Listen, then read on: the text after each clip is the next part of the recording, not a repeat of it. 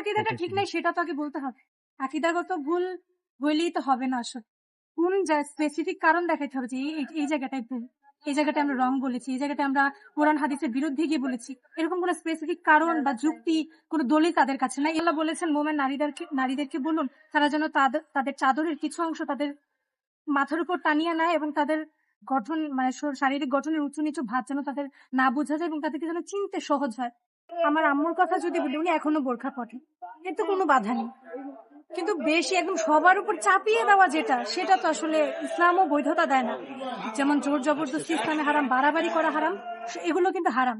কিন্তু কেউ যদি পার্সোনালি পড়তে চায়, আমাদের হেসবুতে অনেকেই আছে বোরখা পরে, নিকাব পরে, আমরা অবশ্যই এগুলোর মানে আমরা যেগুলো চাপিয়ে দিই না যে না তুমি এটা পড়তে পারবে না, সেও এটা পড়তে পারবে এবং আমি যেভাবে পর্দা করছি সেটাও পড়তে পারবে। এবং যারা হচ্ছে ওয়েস্টার্ন দিকে চলে যাবে তাদেরকে তখন আমরা মানে একদম শক্ত হস্তে দমন করি যে না, এটা আল্লাহর বিধান, এখন করতে পারবে না। আর এটা করলে হিজবুত তাওহীদের আমাদের যে নীতিমালা সেটারও বহির্ভূত কাজ। তো সেখানে গিয়ে আমরা আমাদের পদক্ষেপগুলো নিয়ে থাকি এবং যারা বেশি করতে চায় পর্দা তাদের কোনো আমরা বাধা দিই। আল্লাহ যতটুকু বলেছেন ততটুকু, আপনি আয়াতটা দেখলে আসলে বুঝতে পারবেন। সেখানে আল্লাহ বলেছেন মোমেন নারীদেরকে বলুন তারা যেন তাদের চাদরের কিছু অংশ তাদের মাথার উপর টানিয়ে নেয় এবং তাদের গঠন মানে শারীরিক গঠনের উঁচু নিচু ভাত যেন তাদের না বোঝা যায় এবং তাদেরকে যেন চিনতে সহজ হয়।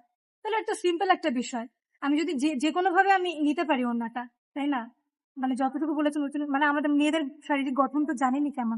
আমাকে দেখতে পাচ্ছেন, আমরা এগুলোই মানে আমাদের মোস্ট অফ দা নারী হচ্ছে আমরা এভাবেই মেনটেন করি। আমরা আমাদেরকে যেন চেনা সহজ হয়, মানে আমাদের মুখটা খোলা রাখার চেষ্টা করি এবং আমাদের হাত এবং পা যেটি সাধারণত প্রকাশমান এগুলো আমরা খোলা রেখে আমাদের পতাকা মেনটেন করি।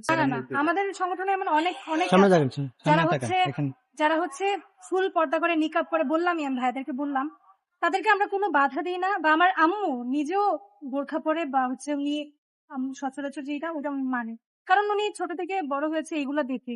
এবং আমি এখন পড়াশোনা করি জন্য আমার মানতে সহজ হয়েছে, তারা হয়তো কষ্ট হচ্ছে, সেটা তার ব্যক্তিগত বিষয়, কিন্তু জানিয়ে দিয়েছি, এখন মানাটা তার বিষয়। আকিদাটা ঠিক নাই সেটা তো আগে বলতে হবে। আকিদাগত ভুল হইলেই তো হবে না আসলে। কোন স্পেসিফিক কারণ দেখাইতে হবে যে এই জায়গাটায় ভুল, এই জায়গাটায় আমরা রং বলেছি, এই জায়গাটায় আমরা কোরআন হাদিসের বিরুদ্ধে গিয়ে বলেছি, এরকম কোন স্পেসিফিক কারণ বা যুক্তি কোন দলিল তাদের কাছে নাই। এজন্য তারা অনেকে বলে দিবে যে বিনা দলিলে আমরা এটা, বিনা দলিলে আমরা ওইটা। এটা তো আসলে মেনে নেওয়া যায় না।